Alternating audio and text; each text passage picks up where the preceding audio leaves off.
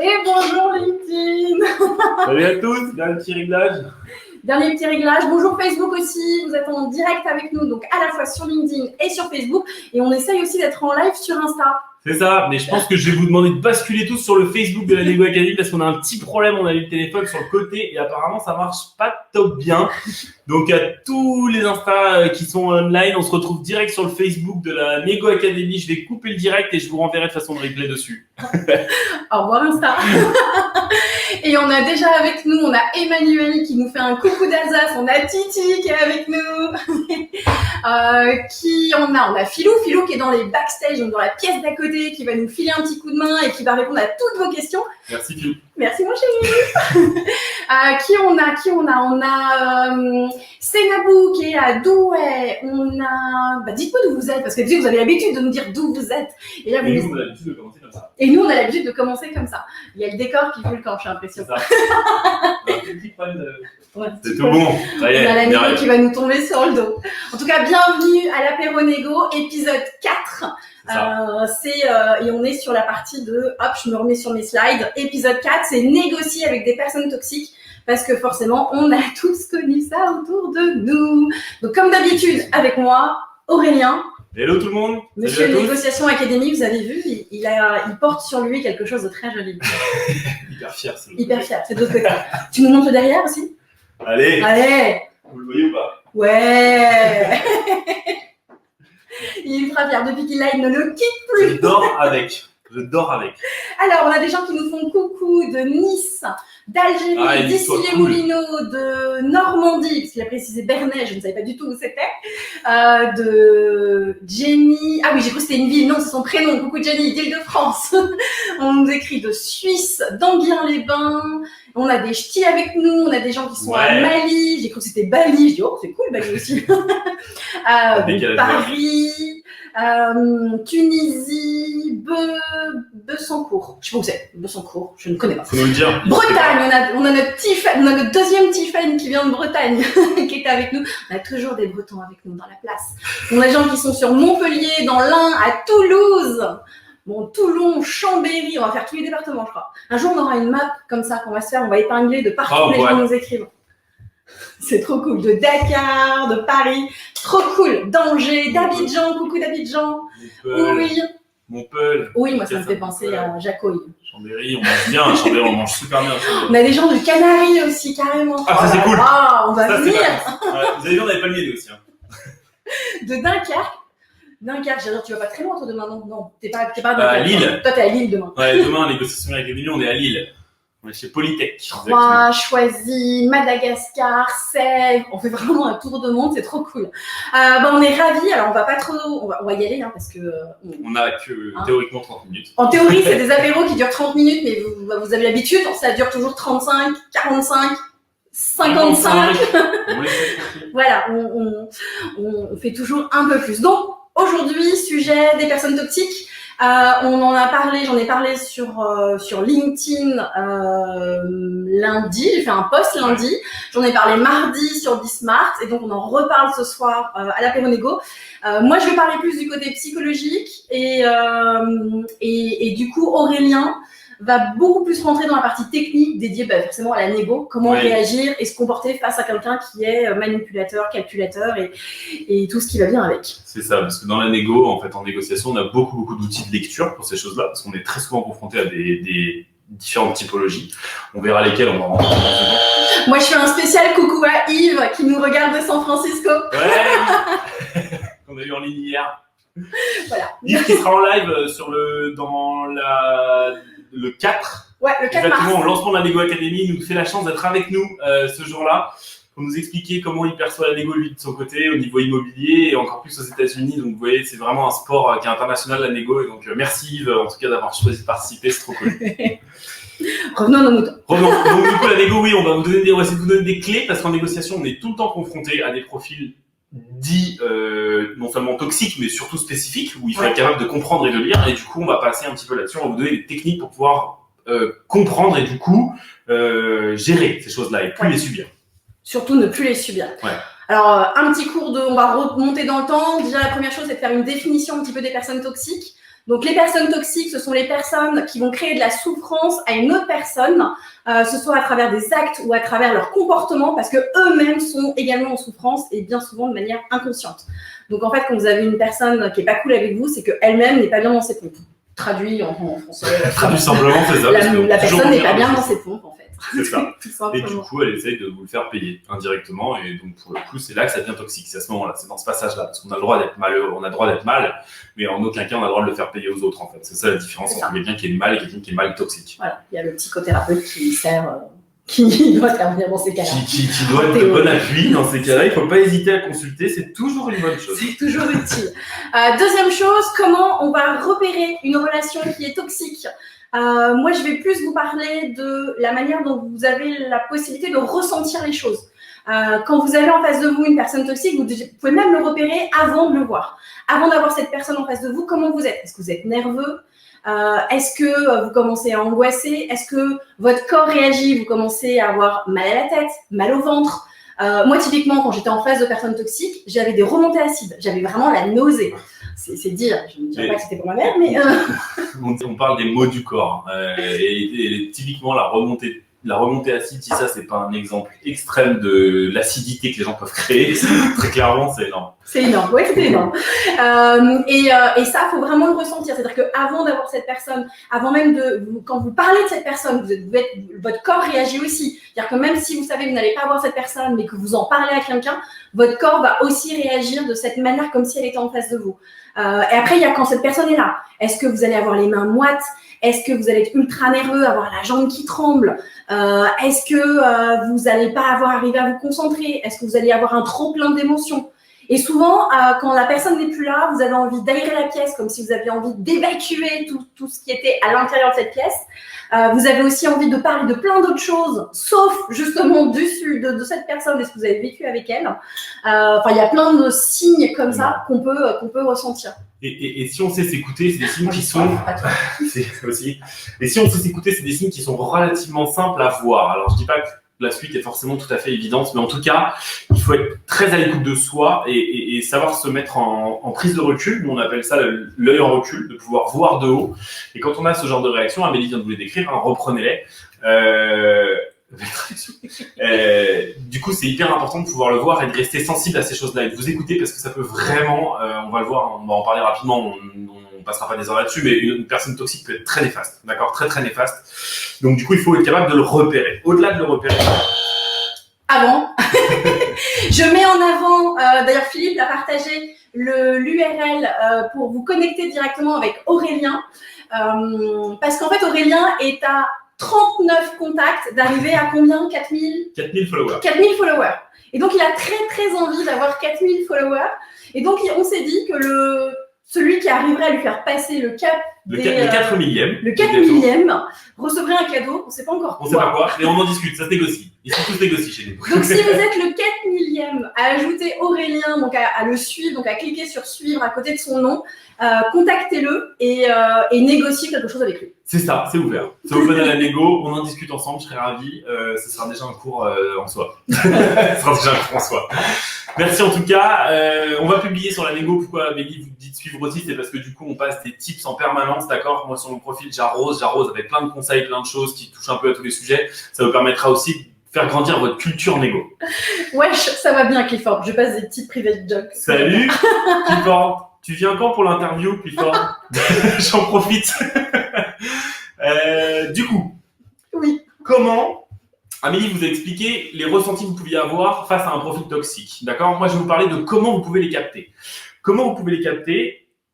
Il va falloir vous appuyer sur vos sens, comme d'habitude. Vous regardez, vous écoutez et vous essayez de ressentir. On sent en général les gens toxiques. Vous allez automatiquement avoir le poil qui se dresse, une tension, une aigreur d'estomac. Vous avez des manifestations. Ces manifestations-là, il faut les écouter. Et à partir de ce moment-là, vous vous mettez en recul. Non, pas de buzz, j'essaie de expliquer un truc sérieux. Moi, je lis les messages, donc en fait, je t'écoute pas du tout, mais je lis les messages à côté. C'est Clémence Supan. Tu es en train de me revendre. Merci Clémence Supan. Clémence, elle est à Tours. On lui fait un petit coucou de Ouais, on a échangé, j'espère que ça s'est bien passé d'ailleurs. Donc du coup, il faut mettre tous vos sens en éveil et essayer de prendre du recul sur les situations pour détecter la situation ou la personne toxique. Il va falloir utiliser vos oreilles. Écoutez si la personne joue des tonalités et fractionne les moments, est capable de vous parler à un moment sur un ton super sympa pour vous amadouer, et puis d'un seul coup, il vous tombe dessus avec un ton qui est hyper dur. Mais c'est bizarre comme réaction, pourquoi il est sympa au départ et il est bizarre après. Ça, c'est un exemple. Il va falloir regarder comment la personne réagit aussi, s'il y a des grandes fluctuations en termes de comportement, des choses qui sont anormales, en fait, où elle sort de son comportement, de sa ligne, on appelle ça une base ligne, en fait, c'est son comportement normal identifié.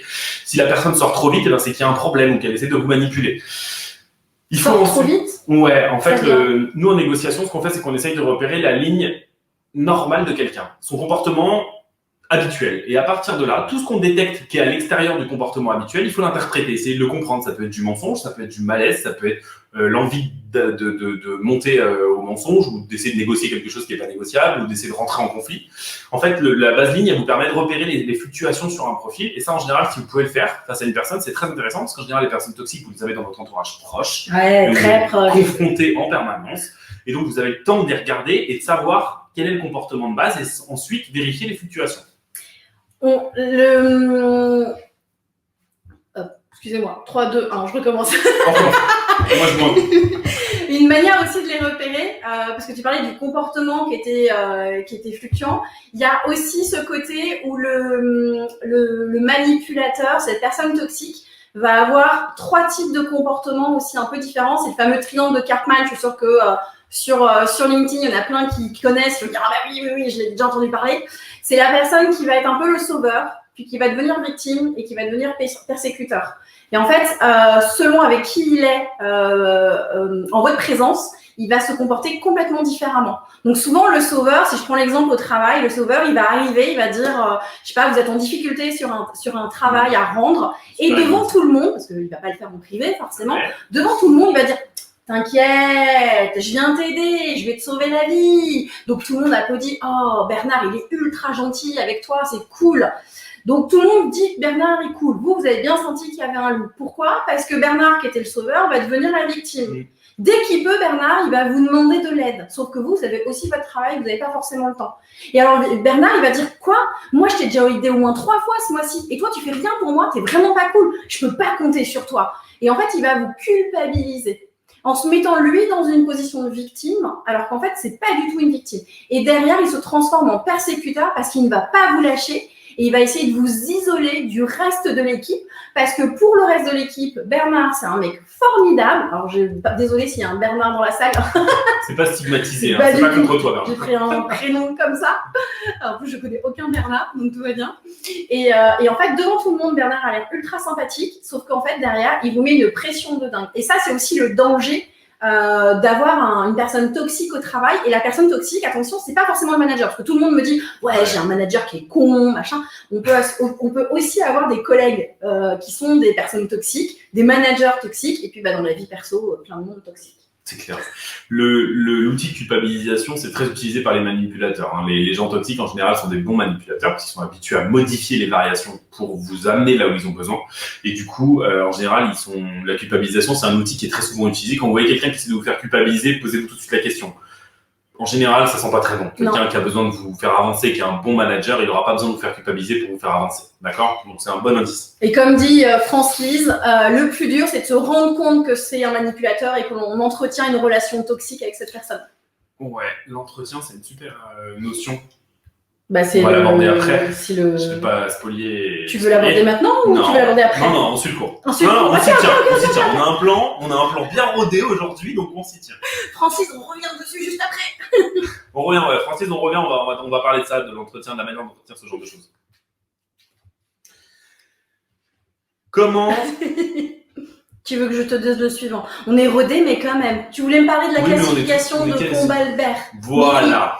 J'arrive pas à le dire en une fois. Alors, nous, en négociation... Alors, déjà, je vais vous expliquer. On utilise une classification... On utilise à la négociation académique, je reformule, une classification qui a été éditée par Laurent Combalbert et Marwan Berry, qui sont des superstars de la négo. Moi, je suis beaucoup de leurs écrits. Ils ont écrit des trucs topissimes en livres et autres. Bien sûr, Emmanuel Courbicule, évidemment. C'est toujours le cas. Donc, je reviens sur nos amis Laurent Combalbert et Marwan Berry qui ont écrit énormément. Alors, Laurent, pour vous raconter un petit peu d'où on prend les sources. Ah ouais. Ouais, c'est clair, influence et manipulation, il est énorme. Laurent Combalbert, c'est un ancien négociateur du RAID. Et Marwan Méry, c'est la star française de la détection du mensonge. Il interagit à l'international avec la star américaine, qui lui est la star mondiale. Et donc, ils se sont mis ensemble pour travailler sur la négociation, principalement. Et du coup, ils ont amené énormément de matière à la science et à l'art. Et ils ont fait évoluer les choses de fou. On a un voisin qui fait des travaux, c'est pas prévu. C'est pas prévu, c'est les joies du live, on va continuer, c'est pas grave, vous entendez la perceuse, voilà. Merci aux voisins s'ils nous voient, il faut arrêter la perceuse par contre. Et du coup, cette classification, elle classe les profils dans 3 catégories, d'accord? Les 3 catégories, c'est les profils opposants, qui sont les semi-difficiles, d'accord? C'est ceux qui vous posent juste un affront et au travers desquels vous allez pouvoir passer. Vous avez ensuite les profils difficiles, ceux-là, ils vont être durs en négociation, c'est-à-dire que ça ne sera pas seulement une vitrine, mais ils vont mener le truc plus loin. Et le 3e, c'est les profils critiques, qui sont les profils qui dépendent quasiment de la pathologie, d'accord? On est dans les profils qui sont très complexes à gérer, avec des choses hyper dures. Du coup, c'est dans cette catégorie qu'on trouve nos amis pervers narcissiques. Le pervers narcissique. Alors, on va en parler. Si ça intéresse quelqu'un qui nous pose des questions, le pervers narcissique, je casse tout de suite les a priori. Je déteste. Alors, j'ai toujours un sujet qui me tient un peu à cœur. Je me passionne toujours pour un sujet à chaque live. Là, c'est le pervers narcissique. Mesdames, particulièrement, je l'ai stigmatisé. Je ne devrais pas le faire, mais je rigole. Quand votre ex vous quitte par SMS, ce n'est pas un pervers narcissique. On arrête avec ça, d'accord? C'est pas avec un SMS qu'on peut définir un pervers narcissique. C'est bien plus compliqué que ça. Et c'est une vraie pathologie. Et c'est une vraie pathologie. Donc, c'est absolument pas quelqu'un qui est juste relou, qui est un pervers narcissique, d'accord? On passe complètement au-delà de ça. Donc, arrêtez de nous balancer du pervers narcissique. Et là, je parle pas qu'à mesdames, je parle à tout le monde. Arrêtez de nous balancer du pervers narcissique à toutes les sauces. Dès qu'il y a quelqu'un qui vous pose une opposition, c'est faux, d'accord? Déjà, dans cette classification-là, on pourra la reprendre plus en détail si vous voulez sur Nego Academy. Ah, c'est des sujets qui me tiennent à cœur. Franchement, ça me tient à cœur. Dans la classification, chez nous, on a le pervers et le narcissique. Et c'est déjà même pas la même personnalité, d'accord? Donc, du coup, on arrête avec le pervers narcissique. C'est un peu trop facile de traiter tout le monde de pervers narcissique. S'il vous plaît, arrêtez. C'est un truc qui est grave et qui nécessite une vraie étude. Et on ne définit pas parce qu'il n'est pas sympa la personne. Voilà. Je me suis calmé tout seul. Du coup, là, on peut revenir au sujet de France-Lise. Oui. Oui. Qui était Désolé, Francis, on va retrouver ton sujet. On s'est souvenu que tu nous avais dit quelque chose. Je l'ai paumé. Là, elle est là. Le plus dur, c'est de se rendre compte que c'est un manipulateur et que l'on entretient une relation toxique. Eh ouais, parce qu'une relation, comme son nom l'indique, il faut être 2. D'accord? Donc, il y a un dominant et un dominé. Est-ce que tu veux prendre la main ou est-ce que je le fais comme Jamie, je continue là? Vas-y. Parti sur le ton de Jamie. Je buzzerai si je vais t'arrêter complètement. Dominant-dominé, ça veut dire quoi? Ça veut dire dans une relation, il y a forcément, comme je vous disais, 2 personnes qui interagissent entre elles. Et donc, automatiquement, ce qui va se passer, c'est que s'il y en a un qui impose une toxicité, à l'autre de choisir s'il veut la subir ou pas. Et on n'est pas obligé de le faire, d'accord? On peut dire stop, on peut dire moi je fonctionne pas avec ce système-là, ou tu changes de système, ou de ton, ou de façon d'échanger avec moi, ou je n'échange plus avec toi. Faut fermer la porte, d'accord? Un toxique, il va essayer de vous manipuler, il va vous dire t'as vu comment t'es? Je peux pas compter sur toi. Je peux pas compter sur toi. Après tout ce que j'ai fait pour toi. T'es méchant. Et c'est vous qui êtes méchant. Non, bah non, on arrête tout de suite. Ça marche pas comme ça, c'est pas si simple. Donc du coup, il faut être capable de sortir. On entend souvent des gens en négociation qui nous disent moi la négociation elle est hyper dure parce qu'au-dessus de moi j'ai un pervers narcissique en tant que manager et du coup je peux pas négocier mon salaire. Si la personne est comme ça, c'est aussi que vous l'avez quelque part laissé faire. Alors je suis un petit peu dur dans l'approche, mais c'est important de se protéger. C'est pas pour être méchant que je dis ça, mais c'est pour que vous appreniez à vous protéger. Il ne faut pas laisser ces gens-là rentrer comme ça avec cette manière-là, d'accord, dans votre espace. Vous devez fermer la porte et ça n'existe pas. Comment on les repère, on vous l'a dit avant. Maintenant, on va vous expliquer comment essayer de les repousser, d'accord? Et il faut le faire. Juste avant, tu t'emballes. J'ai trop vite, je fais des sujets. On a bien préparé aujourd'hui. Trop préparé à la place. Parce que trop préparé, on va trop vite. Et en fait, l'idée, c'est de se dire... quand vous êtes en dominant-dominé, l'idée, c'est qu'à un moment donné, vous êtes tous les deux responsables de la situation, c'est ce que tu disais. Et qu'en fait, le dominant va vous culpabiliser. Et le fait de culpabiliser, ça va porter aussi atteinte à votre confiance en vous. Et ça, on en parle avec Philippe et avec Aurel dans tous nos lives. La confiance en soi, c'est primordial. C'est clairement essentiel. Et en fait, le dominant va vous isoler, va agir sur votre confiance en vous et va vous amener à croire qu'effectivement vous êtes mauvais, que vous êtes néfaste, que vous êtes bon à rien, qu'on ne peut pas compter sur vous, vous êtes quelqu'un de méchant. Il va inverser la situation. Culpabilisation maximum. Au max de la culpabilisation. Et plus vous allez culpabiliser, moins vous allez vous aimer et moins vous allez avoir l'impression d'être compétent. Et donc, plus vous allez aussi vous-même vous isoler. Mais le problème de vous isoler, c'est que comme du coup, vous vous sentez seul, vous allez vous noyer dans autre chose. Alors, vous pouvez vous noyer dans de l'alcool ou dans plein d'autres choses, mais il y en a beaucoup qui vont se noyer dans le travail. Donc, la personne va se mettre à fond dans son travail, elle va travailler de plus en plus. La charge de travail va augmenter, la charge mentale va aussi augmenter. Et du coup, on va travailler beaucoup en journée, beaucoup en soirée, beaucoup le week-end, beaucoup pendant les vacances, jusqu'à très souvent finir en burn-out. Donc, en fait, quand on regarde en fait très souvent tout le déroulé, toute l'histoire d'une personne qui a fait un burn-out, très souvent quand on remonte le chaînon, on se rend compte que c'est une personne qui n'a plus du tout confiance en elle, qui a perdu cette confiance parce qu'elle s'est fait manipuler par une ou plusieurs personnes, que ce soit au travail ou à la maison ou dans la vie familiale, voir si elle a vraiment pas de bol partout. C'est ça.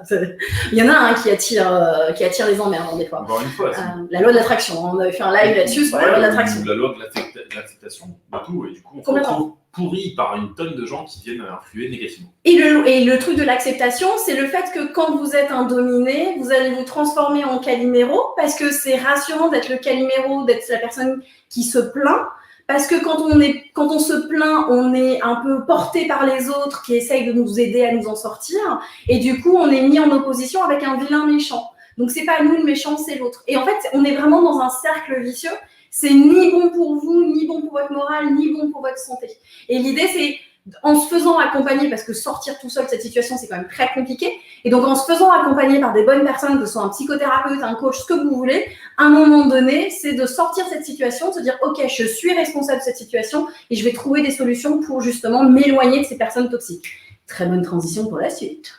Et d'ailleurs, il y a Emmanuel Moreau qui a proposé la solution de se noyer dans le mojito. Emmanuel Moreau, on a le bandeau. L'abus d'alcool est dangereux pour la santé. N'ayons pas peur de le dire, c'est important. Voilà, il est là. Et donc, on fait des formations plutôt que de se noyer dans le mojito. Ouais, c'est pas une fin en soi, d'accord? C'est pas une fin en soi. Transition, c'est quoi la transition? La transition, c'est quoi les dangers d'une relation toxique? Je viens de l'expliquer avec le côté transition. Tout ça va bien. Et ensuite, c'est comment fuir ou gérer une personne toxique.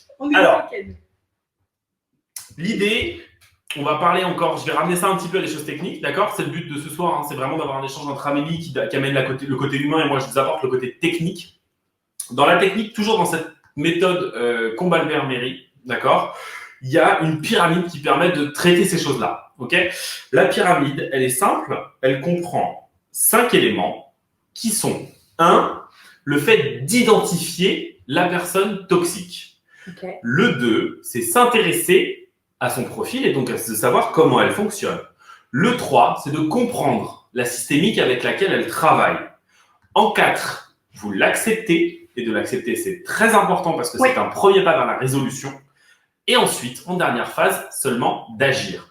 J'ai eu tout à l'heure un commentaire qui disait, je crois que c'est Dominique Moreau aussi, Emmanuel Moreau qui disait on rentre dans les personnes. Ne rentrez surtout pas, Emmanuel, dans un profil toxique. Il est parfaitement habitué à ce genre de situation et donc il sait réagir. Pascal, il nous adore. Donc, merci Pascal. Et du coup, on ne rentre pas en puissance dans un toxique sans l'avoir compris, d'accord? Pourquoi? Parce que vous envoyez au feu, ok? Et vous réagissez à chaud, c'est pas bon. Jamais de réaction à chaud, ça on oublie, d'accord? C'est comme l'improvisation en égo, on oublie, ça marche pas, c'est bon pour rien, d'accord? Ça marche pas. Pas d'impro en égo. C'est ça, on va faire un t-shirt aussi avec ça. En tout cas, vous avez compris, je répète les étapes, si vous voulez revenir sur le live, vous pouvez prendre en replay, je vous les redonne. La première, c'est d'identifier, la deuxième, c'est de s'intéresser, la troisième, c'est comprendre, la quatrième, c'est accepter et la cinquième, c'est agir. Ok pour ça? Vous respectez les étapes et vous êtes capable de vous préserver d'un profil complexe, narcissique, toxique comme vous voulez. Le fait d'accepter d'être en présence d'une personne toxique ne veut pas dire que vous lui pardonnez ou en tout cas que vous lui trouvez des excuses. L'idée, c'est de se dire que vous prenez de la distanciation avec cette personne en disant « Ok, elle est comme elle est, je ne peux pas la changer ». Pour moi, c'est ça le côté accepter. Et ça, je l'avais vu quand j'avais étudié la psychogénéalogie pour justement comment guérir de sa famille. Donc, c'est un autre sujet qu'on abordera une prochaine fois. Et l'idée, c'est vraiment de se dire, quand on accepte une situation, c'est se dire, il faut accepter la personne comme elle est. Vous avez en face de vous un con, et ben c'est un con. Il faut l'accepter comme il est et se dire, je prends de la distance. Il peut me dire ce qu'il veut, ça rentre d'une oreille, ça sort de l'autre. Et souvent, dans l'idée, quand vous êtes en face d'une personne toxique, dans ces cas-là, c'est vous de vous occuper à faire autre chose. C'est-à-dire que la personne est en train de vous agresser verbalement. Vous occupez-vous sur autre chose, lisez un article, mettez de la musique, répondez à un email pour ne pas rester concentré sur les mots que la personne va vous dire. J'ai un commentaire que j'aime bien de Ange là. Ah, ça veut dire que les autres commentaires, tu les as pas aimés. Non, je sais que je les vois pas tous. C'est un truc dans l'axe. Alors non, c'est dangereux de faire du rentre-dedans, tout à fait. Il est trop content. Exactement. Exact. Vous alimentez. Si vous rentrez dedans, vous rentrez dedans en puissance. La personne, si elle vous chahute, c'est juste pour avoir une réaction. On est d'accord? Suis-moi, je te fuis. Fuis-moi, je te suis. Ça marche pareil. À la fin du morito, tu pourras plus dire cette phrase. Ouais. Dis plus vite, j'arrive pas. Amélie vient de vous le dire. Il y a aussi une histoire de... Excusez-moi, je perds le fil. Suis-moi, je te suis, suis-moi, je te suis. Ouais, moi, est-ce que tu venais de connecter, tu venais de dire qu'il fallait faire autre chose pendant que la personne nous attaquait, qu'il fallait pas répondre à chaud, parce qu'on alimentait justement la situation. Parce que quand on alimente du coup une personne toxique, elle peut passer en victime, elle change de statut. Elle n'est plus celle qui agresse, elle est celle que vous êtes en train d'agresser. C'est ça, et du coup, vous jouez dans son jeu et vous devenez victime automatiquement. D'accord? J'ai perdu le fil, ça reviendra. C'est pas grave, que me dit un LinkedIn user? Dans sa sphère privée, le top, c'est de couper les liens. Enfin, en ce qui me concerne, j'ai fermé la porte. Idem. LinkedIn user, merci de ce commentaire. Effectivement, la meilleure façon de se protéger de profils toxiques, c'est de couper les ponts. D'accord? C'est très dur à faire. C'est vraiment pas facile. On est OK avec ça. Il n'y a pas de facilité dans ces sujets-là. Par contre, je pense que c'est la meilleure façon de se protéger si on ne se sent pas capable d'essayer de monter au conflit. D'accord? Le conflit peut être générateur de solutions. Si vous ne sentez pas de monter, baissez les armes. Il faut, en négociation, savoir baisser les armes. On n'est pas dans un gain permanent avec une perfection optimale observée en permanence. On arrête avec ce concept de l'hyper-compétence. C'est faux. Des fois, on perd. Des fois, c'est dur. Des fois, en négo, on prend des grosses claques. Ça arrive. Eh ben, il faut savoir aussi baisser les armes et dire là, c'est pas pour moi. Je vais laisser des plumes. Je préfère pas y aller. Le LinkedIn user parlait de la sphère perso. Ce que je voulais vous dire, c'est que ce qu'on est en train d'approcher là, vous pouvez l'utiliser aussi bien dans la sphère perso, dans la sphère pro. Les conseils sont valables pour les deux. Ça marche de la même façon. Et alors, pour répondre à la question de Fabien, entre mère et fille, quelle solution? Il y a un excellent bouquin que j'ai lu qui s'appelle Entre mère et fille, les mots qui tuent. C'est assez dur, mais c'est très révélateur et ça permet vraiment de se rendre compte en tant que parent quels sont tous les actes ou les paroles qu'on peut dire à nos enfants consciemment et inconsciemment. Parce que c'est aussi des paroles des fois qu'on tient nous-mêmes de nos parents et grands-parents et qu'on redonne automatiquement à nos enfants sans réfléchir vraiment au sens des mots. Et en fait, on se rend compte que des fois, entre mère et fille, il y a des paroles qui sont très, très moches. Donc, entre mère et fille, les mots qui tuent, je ne sais plus qui l'a écrit, mais on le retrouve très facilement en librairie. Donc ça, franchement, top bouquin. Ouais, et attendez pas d'être fille pour le lire. Hein. Moi, je l'ai offert à toutes mes copines qui devenaient maman. Ouais, on est d'accord. Hein. C'est des sujets qui s'anticipent. Hein. Pour le comprendre et pour résoudre ces choses-là, il faut prendre du recul sur soi, il faut être capable de se regarder, il faut être capable de comprendre et de lire. C'est en général une très bonne piste de réflexion parce que ça vous oblige à réfléchir et le rythme de lecture est un très bon rythme de mémorisation. Et donc, du coup, vous pouvez mémoriser des choses hyper importantes. Donc, je vous invite à lire ce genre d'ouvrage que j'ai pas lu moi pour le coup, mais par contre, je suis sûr que c'est un super... Ouais, top. J'ai jamais monté de mécanique, c'est vrai, ouais. Philippe, c'est exact, c'est tout à fait ça. C'est de pas donner de l'eau au moulin pour le faire tourner. Et avec les toxiques, c'est comme ça que ça marche. Ils vous demandent d'alimenter leur système pour continuer à tourner. Vous coupez, ils ne peuvent plus fonctionner. D'accord? Les toxiques ne marchent qu'avec des gens qui le subissent. S'ils ne subissent plus, les toxiques ne fonctionnent plus. On est d'accord? Et Sophie, ça marche aussi entre sœurs. Oui, c'est pareil. Si le sujet un peu de relations toxiques dans la famille vous intéresse, je serais ravie d'en faire un live. Je peux tenir 24 heures sur le sujet. Dites-le et puis du coup on peut approcher vraiment le volet perso parce qu'en négociation la négo le perso ça fonctionne aussi hein, c'est pas du tout une théorie uniquement business Donc n'hésitez pas à le mettre dans les commentaires, on peut interagir aussi avec les demandes si ça vous intéresse, on peut aller sur ces sujets-là. Parce qu'on voit qu'on a beaucoup de questions sur le personnage. C'est ouf. Un autre sujet, quand on disait justement de ne pas rentrer à chaud sur les actions de l'agresseur, c'est aussi de se dire que ne psychotez pas non plus sur ce qu'il vous envoie. C'est-à-dire que quand la personne vous envoie un SMS ou un email, ne vous mettez pas à fantasmer sur ses intentions cachées derrière un SMS ou un email, parce que vous allez vous auto-alimenter dans ce côté un peu caliméro ou angoisse et anxiété. C'est pas bon pour vous. Il vous a envoyé un SMS ou un email, ok, dont acte, vous y répondez en mettant en copie la RH, les syndicats, qui vous voulez, mais vous devez répondre de manière factuelle, sans y mettre d'affect. Et sachez que c'est un sujet qui t'est cher, le fait de ne pas mettre d'affect dans de la négo, parce que c'est ultra compliqué. Ouais, c'est quasi impossible. Vous ne pouvez pas travailler en négo avec de l'affect, vous le voyez avec vos enfants, hein, ils vous manipulent comme ils veulent, détente, c'est parti, parce qu'il y a de l'affect, d'accord? Et dès que vous rajoutez ça, du coup, ça devient complexe. Nous, on a le réflexe en négociation pure, en négociation pure, on annule l'affect automatiquement avant de rentrer en négociation. Si on sent qu'il y a un des négociateurs qui est pris à partie avec de l'affect parce qu'il se rend compte qu'il y a quelqu'un de sa famille qui fait partie de l'équipe adverse ou quoi que ce soit, on le sort tout de suite. On se pose aucune question, c'est même pas la peine d'essayer. Imaginez-le dans vos relations à vous, ça fonctionne pareil. Quand l'affect, c'est très compliqué, très très compliqué. Donc voilà, ne psychotez pas quand la personne vous envoie des choses. Tout à l'heure, il y avait un message, c'est on met de la distance, mais en termes de kilomètres. Si vous pouvez, oui. Alors avec la famille, c'est faisable.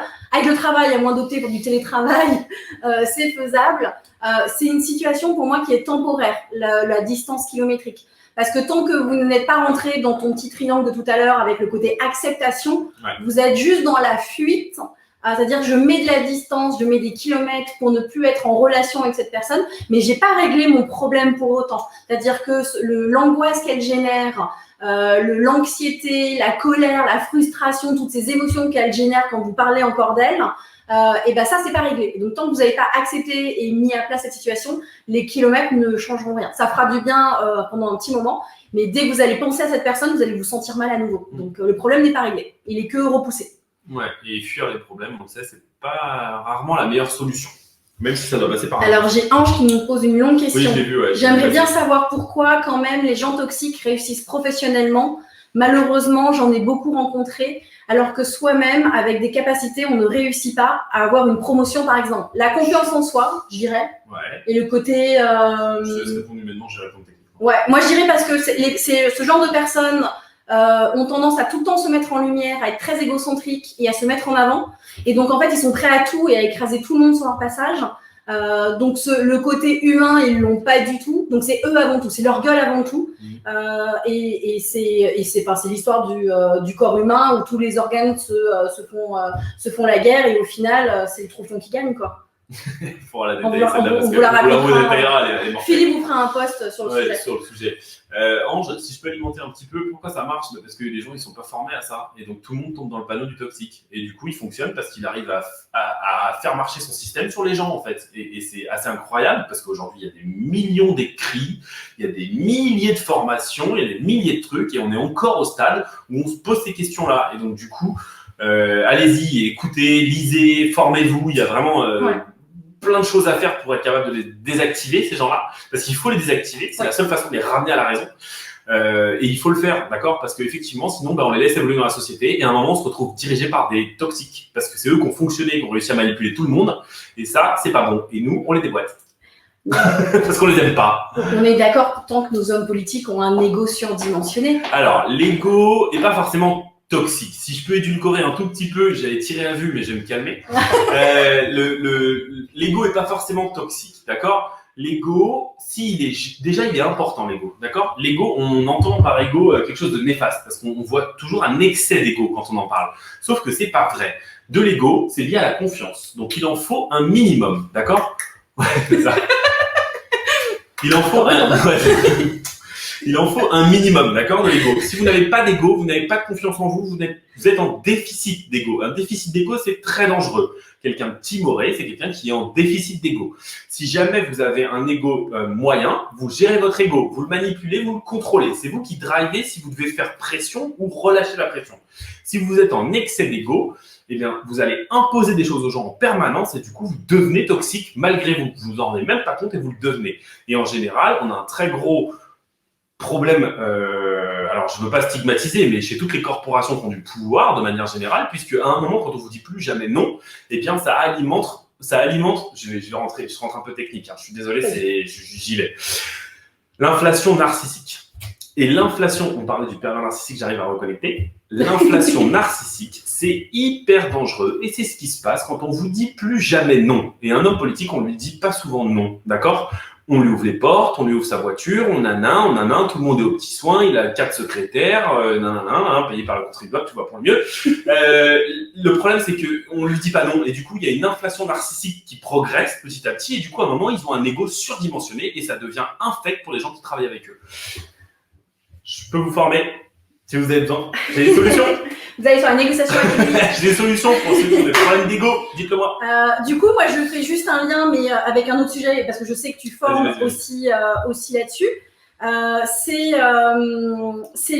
les enfants avec Super Nanny. Quand les enfants deviennent infects, c'est parce que les parents n'ont jamais dit non. Ego. Relation parent-enfant, l'enfant devient parent, le parent devient enfant, psychologiquement, hein, bien sûr, on n'a pas d'inversion de l'âge, hein, on n'est pas chez... Super Nanny. C'est Burton qui avait fait l'enfant qui est né vieux. C'était qui à la rencontre de... Ouais, le film où il naît vieux et il vieillit jeune en fait. Eh ben, on n'est pas dans ce cadre-là psychologique, on est plutôt dans le cadre de l'enfant prend la position du parent, le parent la position de l'enfant. Qu'est-ce qu'elle fait Super Nanny ? Elle casse tout et elle remet à plat. Et elle rend le rôle aux parents et le rôle aux enfants. Et il y a des choses qu'ils ont le droit de faire, des choses qu'ils n'ont pas le droit de faire. Et inversement, pour les parents, c'est pareil aussi, il y a des règles. Du coup, on a une inversion des polarités et ça, c'est jamais bon. Et donc, du coup, on est dans une situation décadrée qui ne fonctionne plus. Délicat Super Nanny, j'adore ce qu'elles font. Ouais, clairement. Il y avait un message tout à l'heure, mais je l'ai perdu. Vous écrivez beaucoup trop. Vite. L'idée, tout à l'heure, quelqu'un m'a dit, donc ça veut dire que si on met de la distance et qu'on n'a pas accepté, si on a toujours de la colère, c'est qu'on n'a pas accepté, effectivement. Si vous avez toujours de la colère, si vous n'avez pas accepté. Moi, je fais le lien beaucoup avec le côté psychogénéalogie et la famille, parce que c'est un sujet que j'ai traité personnellement beaucoup. Et effectivement, tant qu'on met de la colère dans une relation, c'est qu'on n'a toujours pas accepté quelque chose. C'est-à-dire qu'on est toujours stressé, angoissé, inquiet pour quelque chose. Et quand j'avais vu une psychothérapeute pour ça, elle m'avait dit « Amélie, il faut que tu dises les choses, que tu mettes à plat les mots, comme si tu devais vomir quelque chose. C'est-à-dire que là, aujourd'hui, tu as quelque chose à l'intérieur et il faut que tu le vomisses, il faut que ça sorte. » Et ben là, le corps, c'est exactement ça. Le corps réagit. Et donc, quand vous êtes en présence d'une personne, vous ne vous sentez pas bien, votre corps réagit. Pour vous sentir bien, il faut évacuer cette alien qui est en vous. C'est exactement ça. Et l'acceptation rend ce service-là. Complètement. Ouais. Et quand je vous dis l'acceptation, c'est pas lui pardonner, c'est pas... Non. L'acceptation, c'est juste accepter que la personne est comme elle est et qu'on ne peut pas la changer. Et ça aussi, ça fait partie de vos relations avec une personne toxique au travail. Ne cherchez pas à la changer. On essaye tous de changer nos mecs quand on se marie avec, c'est une erreur fondamentale. Il faut l'accepter tel qu'il est. Et c'est pareil pour vous, messieurs, c'est plutôt la femme qui essaie de changer de mec souvent. Oh bah si, on est toujours en train de refaire la garde-robe. Oh le cliché, quelle horreur. Messieurs, montez au créneau, hors de question, c'est pas vrai. Et du coup, j'ai perdu le fil. Voilà, bien fait. Je crie à l'escroquerie, c'est pas possible. Ça marche pas comme ça, c'est pas vrai. Et donc, il faut accepter la personne telle qu'on est, en fait. Il faut vraiment pas chercher à la changer, à essayer de lui modifier ses habitudes en disant non, mais si je lui dis ça ou si je fais ça, il va changer. Non, c'est une personne toxique. Il ne changera pas. Il va être mieux comme ça, il va être mieux comme ça, il va être mieux comme ça, et vous passez votre vie à essayer de changer les choses au lieu d'en profiter. Et à un moment, vous retournez, vous avez passé des années à essayer d'amener quelqu'un là où vous l'imaginiez au lieu de le prendre comme il est. Benjamin Button, merci. Je sais pas que c'est qui l'a dit. C'est Flora. Il y en a plein qui l'ont dit. Merci Flora. C'est Martine qui l'a dit. Merci Martine, merci Nora, super. Ouais. Benjamin Button, merci. Je suis désolé. On l'a dit. Journée longue, j'avais oublié. Alors que c'est un film extraordinaire. Très cool. On est ok sur ce point-là. Je pense que on l'a bien dit, on a bien fait le tour. Donc ne pas vouloir changer la personne, l'accepter comme elle est, ne pas psychoter sur les emails qu'ils vous font. Si vous êtes en entreprise, vous avez des personnes toxiques. Tout à l'heure, j'avais une personne qui me disait oui, mais en télétravail aussi, on ressent cette frustration et cette angoisse. Oui, effectivement, même en télétravail, on peut la ressentir, mais vous devez sortir de ce côté culpabilité, c'est-à-dire que quand vous êtes en télétravail ou au bureau, peu importe, qu'une personne vous met une pression et que vous vous sentez coupable et que du coup vous continuez à travailler pour évacuer cette culpabilité, c'est pas la meilleure des choses à faire. En gros, c'est la personne vous culpabilise et vous oblige à travailler plus pour avancer sur un dossier ou quoi que ce soit, et donc vous ressentez encore plus de pression, donc vous êtes encore plus angoissé, vous manquez de confiance et ça va, la famille va aussi en pâtir. Là, l'idée, c'est de poser des limites. Qu'on soit en télétravail ou qu'on soit au bureau, on a des horaires qui sont, vous avez un contrat de travail, vous avez des choses qui ont été définies dans le cadre du contrat de travail en échange d'un salaire. Si on vous en demande plus, négociation. Je veux bien faire un effort une fois, ok, je vous ai rendu service pour ce dossier. Après, ça fait, elle est belle ta veste, mais elle te tient chaud. Non, mais il y a un peu trop de lumière là, il fait chaud là dans la pièce. Donc en fait, c'est poser des limites en disant ok. C'est discret, je te remercie. Non, attends, c'est bien que j'adore t'afficher. Et l'idée, c'est de se dire ok, je vous pose des limites, je vous ai rendu service pendant un temps. Maintenant, si ça doit devenir une habitude, il faut qu'on rediscute de mon contrat. Et en fait, l'idée, c'est que souvent, vous n'osez pas le faire parce que vous avez peur de la réaction de l'autre. Vous avez peur que l'autre, qui était une victime, qui vous culpabilisait, qui devienne un persécuteur. Parce qu'on est toujours dans ce fameux triangle de Karpman de la personne qui vous sauve, se victimise et vous persécute. Donc, c'est arriver à poser des limites. Et c'est aussi remonter l'information à votre DRH et à des syndicats si vous pouvez en disant non, il y a quelque chose, il y a une situation qui n'est pas légitime, qui n'est pas normale. Ouais. C'est aussi mon bien-être. Je ne citerai pas un grand cabinet de recrutement qui a posté comme quoi les priorités désormais des RH étaient le bien-être des collaborateurs. Je me suis juste dit, et avant, c'était pas le cas. Ouais, c'est ça. C'était pas le métier avant. Avant, c'était pas votre métier, les RH. Non, on n'a jamais fait ça. On s'est jamais inquiété des gens. Tout va bien. Super. Donc voilà, l'idée c'est de se dire, ok, je pose des limites, je veille, vous êtes responsable de votre bien-être. Si aujourd'hui vous n'allez pas bien, vous en êtes aussi responsable, posez des limites. On ne dit pas qu'il faut pas vous culpabiliser, c'est accepter qu'on est responsable, se dire, ok, qu'est-ce que je peux faire maintenant pour m'en sortir? Quel est le premier petit pas que je peux faire pour essayer de m'en sortir? On ne s'en sort pas en une journée, en une semaine, en un mois, ça va prendre du temps. Et donc, il faut poser des petits échelons pour avancer et sortir de cette situation toxique. C'est compliqué, donc il faut se faire accompagner.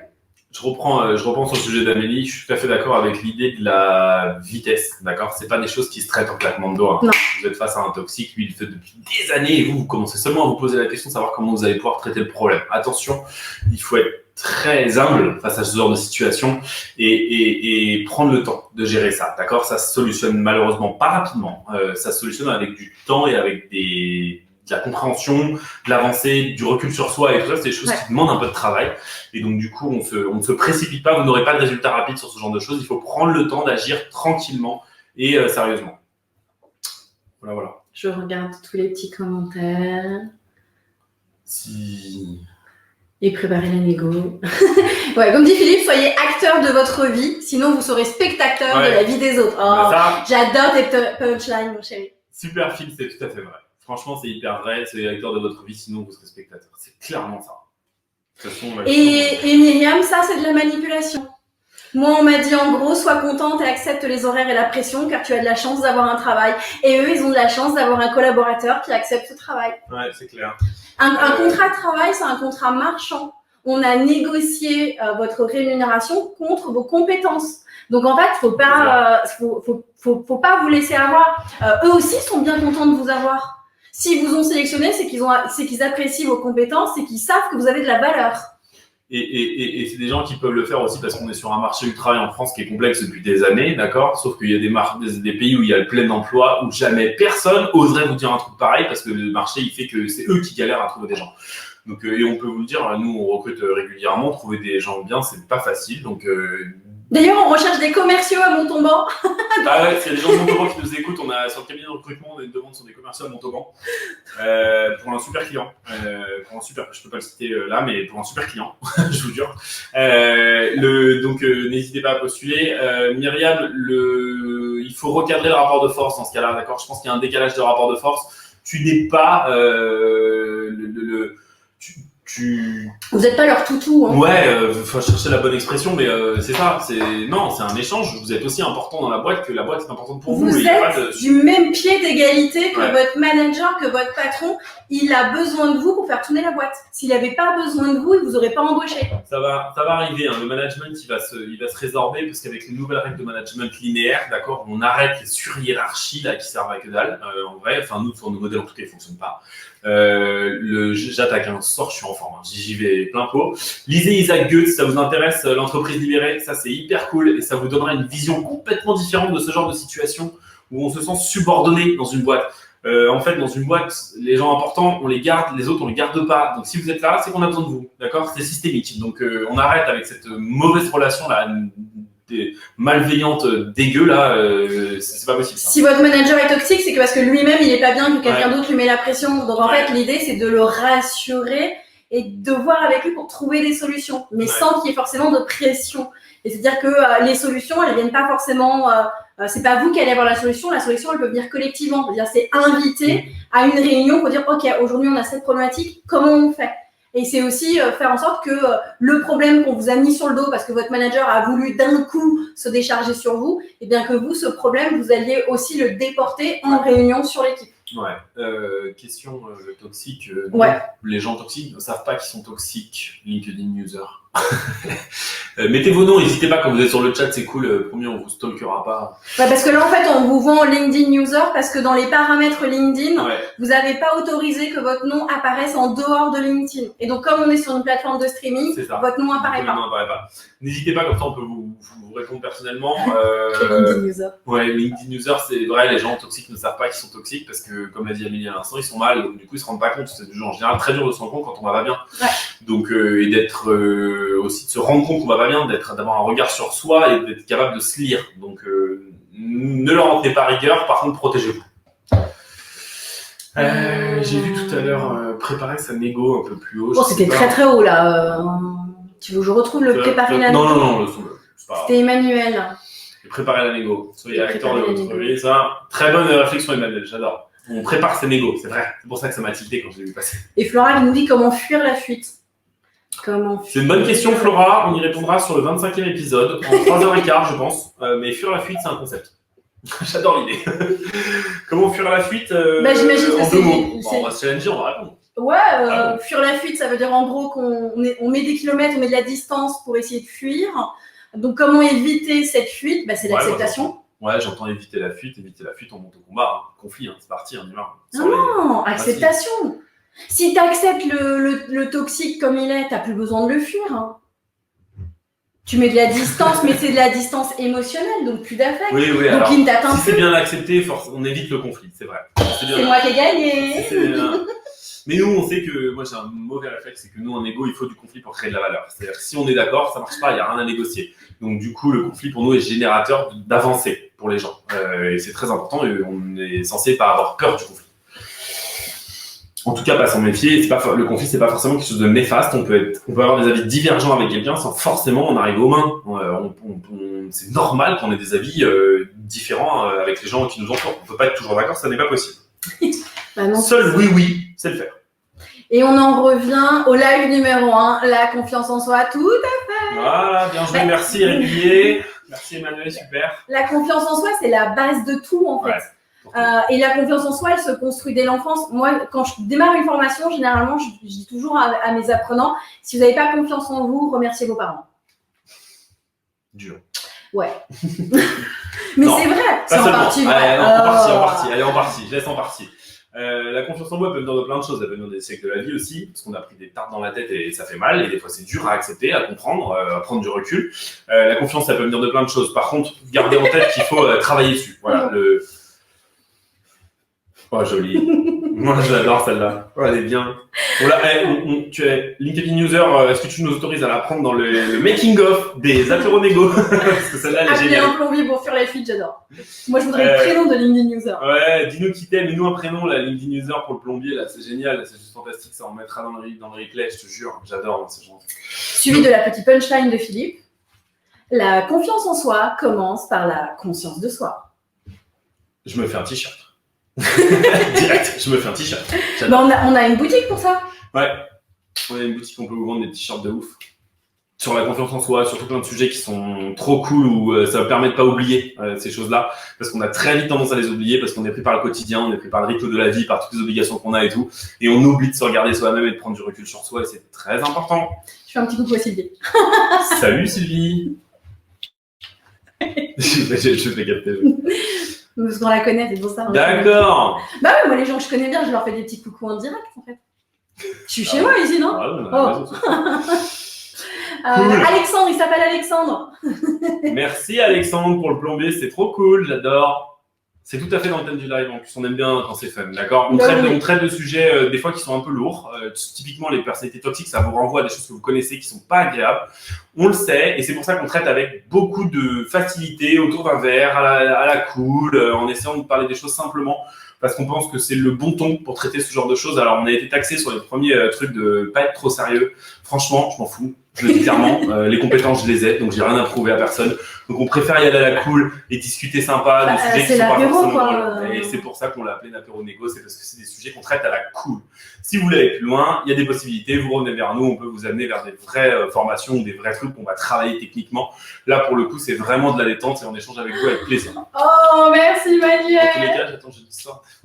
C'était pour 7 jours. Merci Emmanuel, trop cool. C'est exactement ce qu'on veut générer. C'est un effet booster sur des sujets de la vie de tous les jours. D'accord? Donc on est ravis Emmanuel de cette petite remarque. Merci de ce compliment même, je dirais.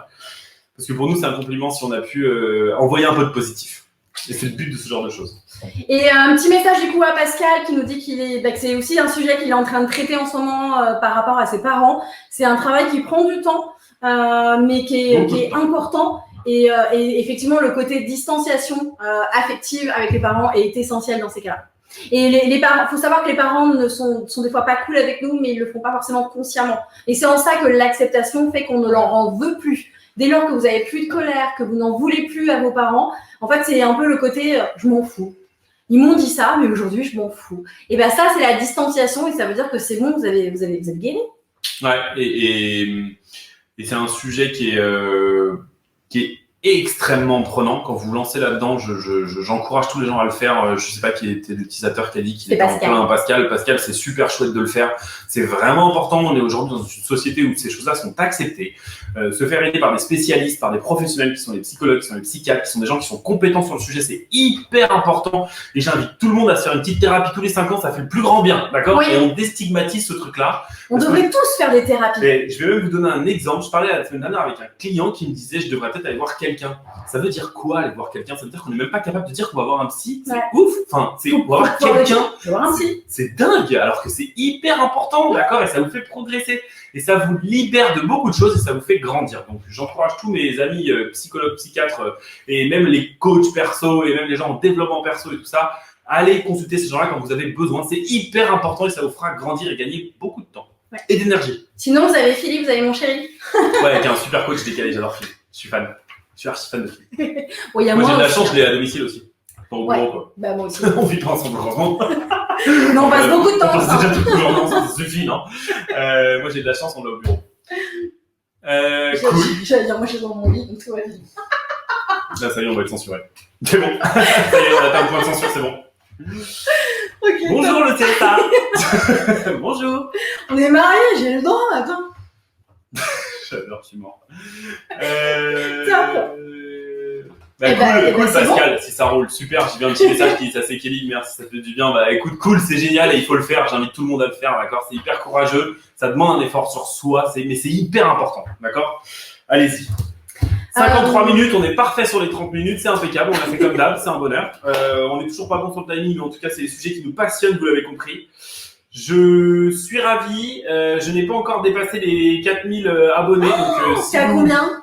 Alors attends, je remets à jour. Où sont les 4000? On est à 3972, s'il vous plaît. Allez, faites pas l'effort. Cliquez sur suivre, s'il vous plaît. Il faut que je passe les 4000. Je fais un vrai cadeau au 4000e, d'accord? Je vous promets que c'est vrai.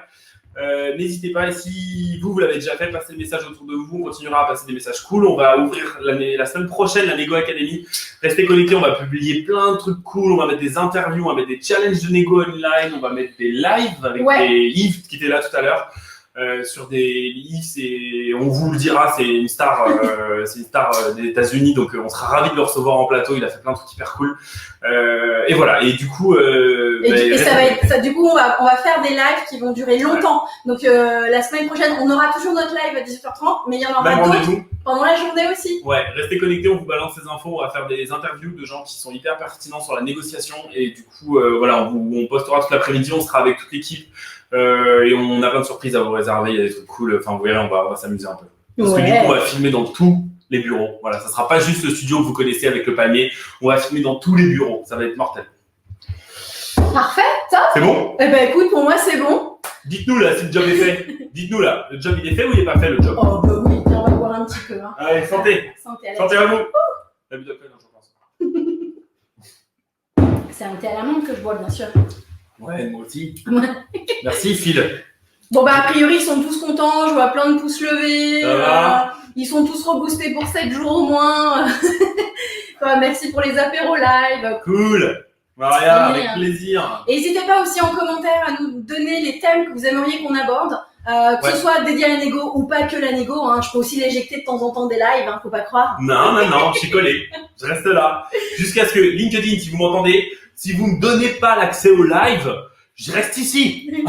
je squatte le studio. Message est passé, vous m'avez entendu. Vous avez intérêt à faire quelque chose, je vous le dis. Sinon, je me fâche. Je vous pourris et je quitte la plateforme. Voilà. Mais non. Avec Phil, on a fait une fois également un live un samedi matin, plus orienté développement personnel. Donc si c'est des sujets qui vous intéressent, on serait ravis avec Philippe de refaire d'autres lives le samedi matin. Et comme ça, on n'aura pas de vie même le week-end, c'est pas grave. Et puis après, c'est pas grave. Mais on sait que le samedi, vous êtes des fois plus dispo aussi à pouvoir nous écouter, à pouvoir autour d'un bon thé, un bon petit gâteau, prendre le petit matin avec nous. Ouais. Donc si ça vous intéresse, dites-le nous. Comme ça, on refait aussi des lives le samedi matin pour vous. N'hésitez pas, si vous avez des requêtes, vous les mettez en commentaire, on les relit, on prend le temps de regarder les vidéos et de regarder vos commentaires, s'il y a des choses qu'on peut faire et tout ça, on essaie de l'arranger aussi en fonction de vous, c'est pas que nous qui décidons des thèmes, on essaie de se faire orienter aussi par toutes les gens qui abondent et qui alimentent nos supports, donc on sera ravis de le faire si on peut le faire. Merci pour tous ces compliments, on a eu plus de compliments, alors on n'avait pas demandé ça pour ça, mais c'est hyper gentil, ça fait toujours plaisir, hein, on prend. Moi je prends, j'adore. Ouais, c'est trop cool. Et on me dit oui au live du samedi, avant les courses. Bah Karine, faut me dire à quelle heure tu fais tes courses. On va caler en fonction de ça, Karine. Donne-nous tes courses, on calme, on s'en fout, on n'apporte rien. Merci en tout cas à tous, vous êtes top parce que on a un nombre de commentaires qui est hallucinant sur nos lives, on a regardé un petit peu autour de nous ce qui se faisait et franchement vous cartonnez, c'est un vrai bonheur. Merci toutes ces questions, merci toutes ces réactions, elles sont toujours constructives et ça c'est cool, franchement c'est un bonheur parce qu'on voit plein de gens en live qui ont des réactions qui sont débiles, nous on n'a pas le cas. Les autres ils sont pas bons, c'est pas grave. Il faut les accepter comme ils sont. Non mais en tout cas on a la chance de vous avoir vous et ça c'est top et franchement c'est un vrai plaisir d'échanger tous les jeudis soirs. On maintient le rendez-vous la semaine prochaine, on fait Carnaval de Rio, j'annonce ça va être fada. Ah ouais, je retourne sur mon profil, avec mon live. Tout, je retourne les bureaux, c'est annoncé, je retourne les bureaux. Passez le message autour de vous, ça va être fada et puis au plaisir de se revoir. Voilà, j'ai failli me passionner. Hein. Bisous à tous et rendez-vous la semaine prochaine. Ciao, ciao. Ciao, ciao.